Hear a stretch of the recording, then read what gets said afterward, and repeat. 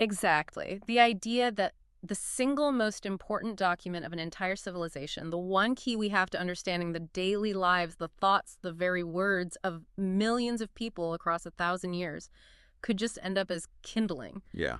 Just a stack of old paper used to boil a pot of tea on a cold morning. Which, sadly, isn't just a nightmare. Yeah. I mean, that is a very real fate that befell countless manuscripts, especially during, the chaotic years of the early 20th century. We have literally lost libraries to warmth. Well, today we are talking about the one that got away. We're looking at a stack of sources about a book that came within inches. I mean, literal inches of being trash, but somehow survived to become the Rosetta Stone for a culture that stretches from the Great Wall of China all the way to the Mediterranean. And Rosetta Stone is not an exaggeration here. Not at all. Without this one book, an entire chunk of human history just goes dark. We lose the voice of the medieval Turkic world completely. So today we are unpacking the story and the contents of the Divânu Lugâtit Türk. Now, to the uninitiated, that title sounds incredibly dry. Oh, yeah. The compendium of the languages of the Turks, it sounds like some grammar book you'd find collecting dust in the university basement, right? Only a linguist could possibly love. And look, if you judge it by its cover or even its title, it is a dictionary. Yeah. But the research we've pulled together for this deep dive suggests it's actually something else entirely. It's a map, it's a spy novel, it's an ethnography. And it's a time machine. Ali Emiri Effendi, the man who eventually rescued it, and we will absolutely get to that incredible story, he put it best. He said, "This is not a book. It is the country of Turkestan. Yeah. It is the whole world." I love that quote. It is the country of Turkestan. It implies the book isn't just describing a place. It is the place, preserved in ink. So here's our mission for today. We're going to track the journey of this book, which was written in the 11th century by a man who was, for all intents and purposes, a fugitive prince. We're going to look at the almost Indiana Jones sequence of events that led to its rediscovery in a chaotic Istanbul market in 1914. And then we're going to pivot, because the most surprising thing in these sources isn't the history. It's the present. Right. We have this fascinating thesis by Gulnaz Krobayeva, among others, that argues this 1,000-year-old text maps almost perfectly onto modern life. It's uncanny. We're talking about kinship terms, cradle technology, mourning rituals, things written down in Baghdad in 1074 that are still happening in villages in Kazakhstan today. It really challenges the way we perceive time. We tend to think a millennium changes everything, that technology and empire just erase culture. But the Divan argues that the source code of a culture is incredibly, incredibly resilient. So let's start with the architect of this masterpiece. Who was Kashgarli Mahmud? Because usually when we talk about dictionary writers, we picture a guy with a gray beard sitting in a quiet library, maybe sipping soup, complaining about the draft. That does not seem to be Mahmud. No, not even close. The biographical details are scattered, mostly hidden within the book itself, but what we have paints a picture of a man on the run. He was born around 1008, maybe as late as 1025, in the city of Opal near Kashgar. And he was not a scribe by trade. He was royalty. A Shahzad, a prince. Likely a prince from the Karakhanid dynasty. And he describes himself in the book with zero false modesty. He writes, and I'm paraphrasing here, "I am the most noble of the Turks, the best spear throwers, and the one who speaks the language most clearly." The best spear thrower. That's such a weird flex for a linguist. It's like the editor of the Oxford English Dictionary bragging about his bench press. Well, that's the point. He was a warrior scholar. He wanted you to know he wasn't just some bookworm. He was a man of the steppe. But his life took a tragic turn. The sources allude to a massive political upheaval, a coup, essentially within the Karakhanid dynasty. Like a Game of Thrones style situation. Very much so. His family was likely slaughtered in a power struggle, so he goes from the palace to the road. He becomes a high-status refugee. Okay, this is a crucial pivot point, because most people in that situation would just hide. They'd change their name, move to a farm somewhere, and just try not to get killed. Exactly. But Mahmud doesn't just wander aimlessly. He treats his exile as a field study. He spends years wandering the Turkic lands, traveling from the most remote steppes to the big trading cities. He visits the Oghuz, the Chigals, the Yagma, the Kyrgyz. So he's not just listening to words. No, he's watching how they live. He's doing anthropology before the word even existed. He is. He's recording their folklore, their cooking methods, their battle tactics, how they bury their dead. I mean, he's collecting the data of an entire civilization. Yeah. And eventually, he takes all this data and arrives in Baghdad. We have to pause on Baghdad for a second because the context of where he wrote this is almost as important as what he wrote. This is the 11th century. What's the vibe in Baghdad? It's a complicated time. It's what historians call the era of the Turks, but there's a catch. Yeah. The Turks had migrated into the Islamic heartland. They were the military backbone of the caliphate. Yeah. They held the swords. They commanded the armies. But they didn't hold the pen. Exactly. The intelligentsia was Arab. Right. Arabic was the language of God, the language of the Quran, of science, of law. Persian was the language of poetry and administration. Yeah. Turkish. To the elites in Baghdad, Turkish was the language of rough nomads. It was viewed as uncivilized. So Mahmud walks into this environment with a massive chip on his shoulder. He's a prince of these rough nomads, and he's hearing the intellectuals in Baghdad dismiss his entire culture. A massive chip. He sees his people ruling the armies, but being disrespected in the libraries. So the Divan is his counter-argument. He wanted to prove that the Turkish language was, to use his own metaphor, a racehorse running neck and neck with Arabic. He didn't just want to translate, he wanted to compete. He wanted to show that Turkish could do everything Arabic could do. Everything. He wanted to show nuance. He wanted to show that Turkish had philosophy, poetry, complexity, and a rich vocabulary that could describe the world just as well as, if not better than, Arabic. He even cites a hadith, a saying attributed to the Prophet, to back this up. I saw this in the notes. This is a brilliant bit of marketing. It really is. He claims he heard a hadith from a scholar in Nishapur that says, "Learn the tongue of the Turks, so their reign will be long." Think about the audacity of that. He is telling the Arab world, God's prophet told you to learn my language because we're going to be your boss for a long, long time. And whether that hadith was authentic or, just convenient, and there is debate on that, he used it to frame his book. He wrote the Divan in Arabic for Arabs to teach them Turkish. But in doing so, he accidentally created this perfect time capsule of the entire Turkic world. So he finishes this masterpiece around 1074. He presents it to the caliph, and then the screen just goes black. It vanishes. For how long? Centuries. It becomes a ghost book. We knew it existed because other scholars mentioned it. A famous bibliographer named Khatib Chelebi referenced it in the 17th century. So scholars knew there was a Divan, but no one on earth could find a copy. It was just considered lost to history. And this brings us to 1914. And this story, honestly, if you wrote this in a screenplay, a producer would tell you it's too convenient, but it actually happened. It's the winter of 1914. We're in Istanbul. The Ottoman Empire is collapsing. The world is on the brink of World War I. And we're in the Sayflar Çarşısı, the famous booksellers market. It's chaotic, it's cold. And we have a bookseller named Burhan Bey. An old woman walks into Burhan Bey's shop. She's carrying a manuscript. She explains that it belonged to a former minister, a man named Natsif Bey. And Natsif Bey had given it to her with very specific instructions. This book is worth 30 gold liras. Do not sell it for less. Okay, now 30 gold liras in 1914 is a significant amount of money. It's not a fortune, but it's a serious sum. Oh, it's substantial. So Burhan Bey, he looks at the book. It's old. The pages are all mixed up. It's not in great condition. He's a commercial bookseller, so he's skeptical. He decides to get a second opinion. He takes it to the Ilmiye and Kumeni, the Scientific Council. So these are supposed to be the smartest guys in the room, the guardians of knowledge. And this is where we have to talk about the blindness of expertise. The council looks at it. They don't read it. They just look at its physical condition. They see messy handwriting. They see that it lacks the beautiful, ornate calligraphy that was so prized at the time. They don't see the Rosetta Stone. They just see a used, sloppy book. That's it. They tell Burhan, "We'll give you 10 liras." They lowballed the most important document in Turkic history because the handwriting wasn't pretty enough. They completely dismissed it. The woman, of course, refused to sell for 10. She leaves the shop. And the book is literally about to walk out into oblivion.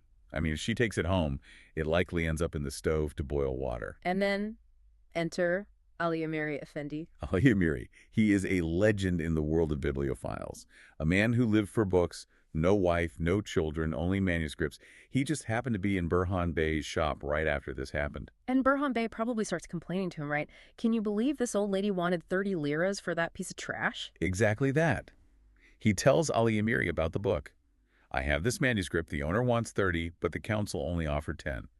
Ali Amiri asks to see it. And this is the moment. This is the moment. He opens the cover. He reads the title, Divânu Lugâtit Türk. And he recognizes it instantly. He knows he is holding the ghost book, the lost masterpiece mentioned by Khatib Chelebi. His heart must have stopped. But he has to play poker. He can't let the seller know he's holding the Holy Grail, or the price goes from 30 liras to 1,000. Right, he puts on a mask of total indifference. He says something like, well, the pages are mixed up. The author's just some guy named Mahmoud. But look, I want to help the old lady out. I'll pay the 15 liras I have in my pocket. But the seller is stubborn. The owner said 30. And here's where the panic sets in. Ali Amiri doesn't have 30 liras on him. He is terrified that if he leaves the shop to get money, someone else will come in, maybe a foreigner, maybe another collector. So he does something desperate. What? He locks the shop door. He takes the bookseller hostage. Essentially. He tells Burhande, you are not leaving, and no one is entering until I get this book. And then he spots a friend walking by the shop window, a guy named Fagrashat Bey. He starts yelling through the glass, lend me 20 liras, quickly! That's so desperate. It's just sweaty. It is. Fagrashat hands over the money. Ali Amiri pays the 30 liras, plus a 3 lira commission to the bookseller, just to keep him happy. He grabs the book and runs home. And he really hides it, doesn't he? I mean, he doesn't go on a press tour with this thing. No, he becomes incredibly paranoid. He said later, I bought this for 33 liras, but I wouldn't sell it for emeralds twice its weight. He refused to show it to anyone. The famous nationalist intellectual, Zia Gökalp, heard about the find. He begged to see it. Ali Amiri said no, flat out. Why? Was he afraid they'd steal it or something? He was afraid they would lose it or damage it, or that the government would confiscate it. Which, wasn't an unreasonable fear. It actually took the personal intervention of the Grand Vizier, Talat Pasha, the Prime Minister, essentially, to finally convince Ali Amiri to let the book be printed and preserved. That is just a razor-thin margin of error. If he hadn't walked in that day, if Fagrashat hadn't been walking by with 20 liras in his pocket, we wouldn't be having this conversation. The history of the Turkic migration would be half empty. It's that critical. It's terrifying to think about. But okay, the book survived. It was in a total mess, though, right? The pages were all jumbled. A complete disaster. Loose pages, no page numbers, totally out of order. And this is where another hero enters the story. Kalisli Rifat. He was a scholar who spent 2 months for free just sitting and piecing the book back together like a jigsaw puzzle. Ali Amiri offered him half his house's payment, and Rifat said no. No. What did he want? He just asked for one thing, permission to be the one to print it. Wow. Okay, so we've established that this book is a survivor. Now let's open it. What is actually inside that makes it worth all this panic and drama? You said it's not just a dictionary. No, it's a teaching manual, but it uses a method that was, way ahead of its time. Mahmoud understood that context is everything.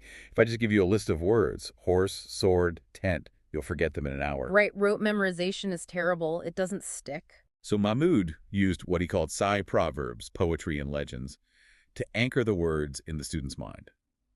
He wanted to give the Arab learner not just the vocabulary, but the whole mentality of the Turk. Okay, give us an example of how that works. Okay, take the concept of efficiency or pragmatism.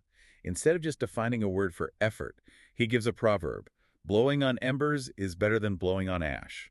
That's good. Don't waste energy on things that are already dead and gone. Exactly. You learn the words for ember and ash, but you also learn a core cultural value. Move on. Don't dwell on the past. Focus your energy where there is still heat. That's actually just solid life advice. Or how about this one? He who observes the traditions does not deprive his tongue of savory bits. Meaning, follow the rules and society will feed you.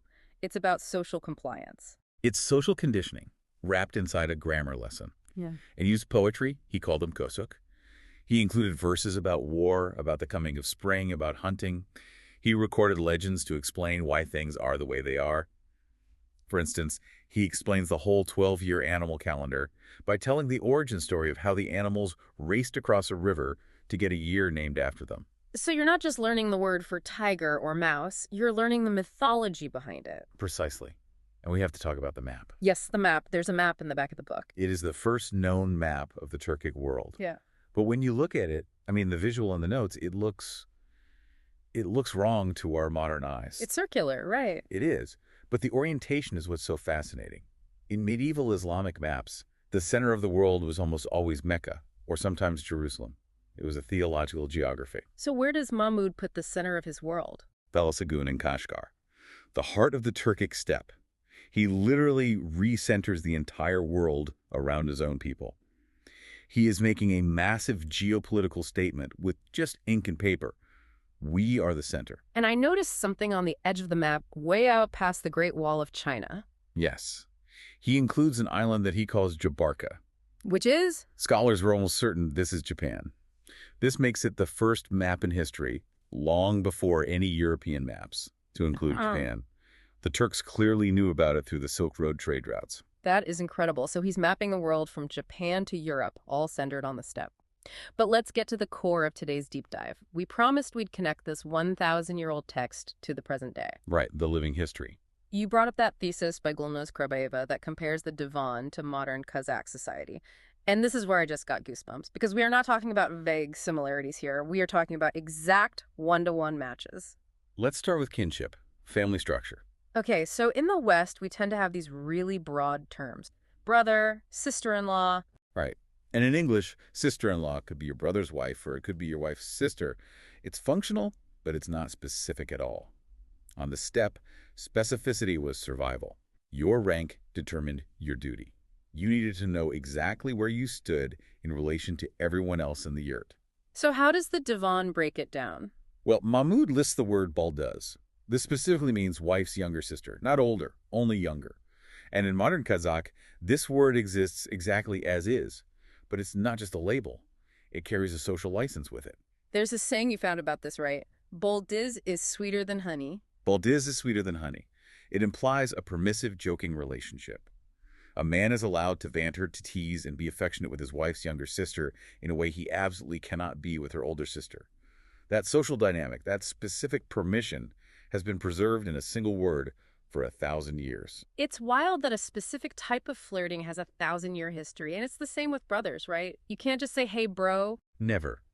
The divan distinguishes between Aya, the older brother, and Ini, the younger brother. And Mahmud quotes a proverb that explains the function of each. One with an elder brother, Aya, has a collar, Jaga. One with the younger brother, Ini, has breath. A collar and breath. That's poetic, but let's unpack it. What does that actually mean structurally for the family? Think about a coat or piece of armor. The Jaga, the collar, is what holds it all up. It's the support structure. Your older brother is your protection. He holds you up in society. He is your shield. And the younger brother is breath. He's your vitality. He's the one who runs the errands, does the legwork, keeps the flock moving. He is the labor that keeps the family breathing. And in Kazakh society today, you still do not call an older brother by his first name. You call him Aya. To use his name would be to reject that collar of protection. It's a sign of immense disrespect. It's amazing how the language enforces the hierarchy. You're reminded of your place every single time you speak. Exactly. And then there's the concept of Turkin. In the Divan, Mahmud defines Turkun as the gathering place of the tribe, or simply the parent's home. In modern Kazakh, Turkin specifically refers to a married woman's family home. And going back there is a big deal. Oh, it's a ritual. A woman going to Turkin isn't just, visiting mom and dad for the weekend. It's a specific cultural event with rights and obligations attached. It's about maintaining the alliance between the two clans. Now, there was one part of this kinship section that really stopped me in my tracks. It's a bit darker, but incredibly powerful. The word tul. The widow and the doll. This felt like something out of a Gothic novel to you, didn't it? It really did. It felt very modern in its psychology, but so ancient in its practice. The Divan defines tul simply as a widow, but the historical context, which other sources fill in, describes this specific ritual. When a husband died, the women of the yurt wouldn't just mourn abstractly, they would construct an effigy, a doll. They would build a fake husband. Yes. They called this effigy the tul. They would place it in the place of honor in the yurt, where the husband used to sit. And for a full year, the widow would feed it. She would place food before it at meal times. She would talk to it. She would weep over it. That is, wow, that's heavy. It's a physical manifestation of grief. It is. And the Krabayeva research points out that this wasn't just some ancient myth. This custom of the tul effigy was observed in Kazakh history well into the modern era. It shows this direct, unbroken continuity in how these people process loss. It wasn't enough to just be sad. You had to live with the ghost for a year before you could let it go. It acknowledges that grief doesn't just end at the funeral. It takes time. A long time. Precisely. And the word tul itself carries that immense weight. Let's pivot from death to life, birth. Because if you want to understand a culture, look at how they treat their babies. The Divan has a lot to say about this. It starts with spiritual protection. The Divan mentions a being called Ume. In ancient Turkic mythology, Ume Ana is the mother goddess, the protector of women and children. Mahmud records a saying, If you worship Ume, you will have a son. And does Ume still exist in Kazakh culture? I thought they converted to Islam centuries ago. They did, of course. But folk Islam is very, very good at absorbing older traditions. Even today, in Kazakh villages, if a child is sick or if a woman is having a difficult birth, grandmothers might invoke Umayana for protection, right alongside Islamic prayers. It's a layer of belief that never quite faded away. And what about the food? There was a specific dish mentioned for new mothers. Gent. Mahmoud describes gent as a mixture of millet, butter, and sugar given to women after childbirth. And if I go to a maternity ward in Almaty today, You will very likely find a grandmother bringing a bowl of gent to the new mother. It's the same ingredients. It's a calorie bomb, fats, grains, sugars, designed to help a mother recover her strength and produce milk. The recipe hasn't changed in 1,000 years because the biological need hasn't changed. it's the original energy bar. But the most impressive thing to me was the technology. The cradle. The bishtik. I'm so glad you called it technology. Well, I mean, I looked at the pictures and the source material. It looks like a standard wooden cradle. Why is it so special? Why do we call it technology? You have to remember the environment. The steppe is freezing in the winter. A yurt is warm, but it's drafty and fuel is precious. If you have a newborn and you have to unswaddle them every 2 hours to change a dirty cloth, that baby's going to get hypothermia and die. So you need a way to deal with the waste without exposing the baby to the cold air. Precisely. The bishik isn't just a bed, it's a sanitary system. It uses a very specific piece of engineering. Mahmoud describes a tool called the sebek. It's a small pipe carved from sheep bone. A pea pipe. It's a pea pipe. One end goes, well, it attaches to the baby. The other end goes through a hole in the bottom of the cradle into a container underneath. So the baby stays swaddled tight, warm, and dry while the waste is removed automatically. That's brilliant. It's brilliant. It allowed nomads to travel in winter with newborns. In the divan, it's called a sebek. In modern Kazakh, it's a shumek or tubek. It is the exact same engineering solution using the exact same terminology a millennium later. It's incredible. We think of technology as chips and wires, but a sheep bone pipe that keeps a baby from freezing to death is absolutely high-tech for the 11th century. It is survival technology. And there is a Kazakh saying, the child in the cradle grows fast. Besiktegi bala bestulaidi. The divan reflects this same reverence for the cradle as the engine for raising strong children. Okay, so the baby grows up, and now it's time to get married. And this brings us to a controversial topic, the bride price. Colin. Right. This is a topic that often gets really misunderstood by modern Western listeners. We hear price, and we immediately think purchase. We think of slavery. And the Divan quote is pretty blunt about it. If one gives Colin, one gets a girl. That sounds purely transactional. It does sound that way on the surface. But we have to look at the anthropological context, which the Divan and modern Kazakh practice really clarifies. It wasn't about buying a human being like cattle. It was about kalan mal, the transfer of wealth between clans to ensure stability. How so? The groom's family provides livestock, horses, sheep, whatever. This proves they have the resources to support the woman. It's a vetting process. But it's not a one-way street. The bride's family is then obligated to provide the dowry, the yurt, the household goods, the carpets, the bedding. So it's more like a merger and acquisition. Both sides are capitalizing the new household to make sure it's viable. Exactly. It's an economic exchange that sets up the young couple for independence. And the Divan gets into the weeds on the hidden fees of this transaction. It mentions the term süt akun. Which means milk price. Yes. This was a specific gift given to the mother of the bride, essentially compensating her for the labor of breastfeeding and raising the girl to womanhood. I actually love that. It formally acknowledges the mother's work. It says, you put in the effort, you get a dividend. And that term, süt ake, still exists in the region. It's a recognition of maternal labor that our modern economy often completely ignores.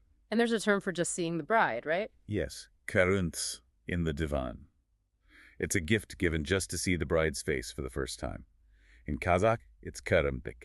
Even today, if someone shows you their new baby or a new house or a new car, you give karamdik. It's a viewing fee that celebrates the new arrival. I love that. Hey, nice car, here's $5. Essentially, yes. It just greases the wheels of social interaction.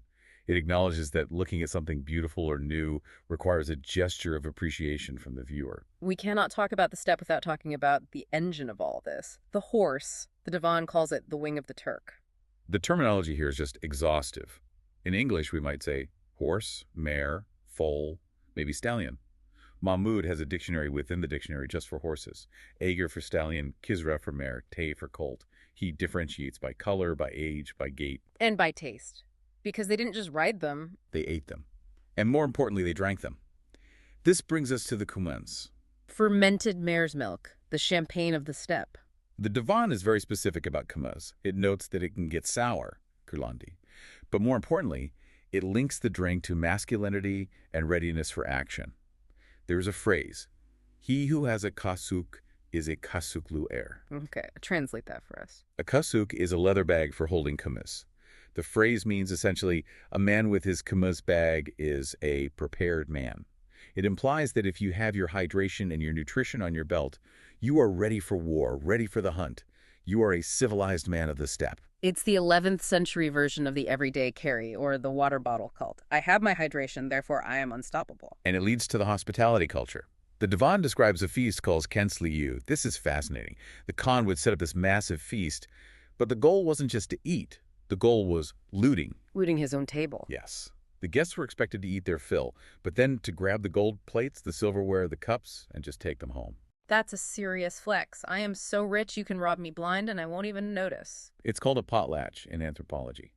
The leader demonstrates his power not by hoarding wealth, but by distributing it. It buys loyalty. If the Khan feeds you and gives you gold plates, you fight for him. It reinforces the social bond. The Khan provides, and the people support. Exactly. And Mahmud even describes the food, like tutmas, a noodle dish he calls the dish of the Turks, which he says Alexander the Great encountered. It's still a staple. So when we step back and look at this entire picture, we have a book that was nearly burned. We have a culture that has been through the Mongol invasion, the Russian Empire, the Soviet Union, forced collectivization, industrialization, and now global capitalism. And yet, if you put Kaskarlan Mahmud in a time machine and dropped him in a village in Kazakhstan today, he would know who the Baldiz is. He would know how to fix the bashik. He would know to bring gent to the new mother. He would know how to act at a wedding.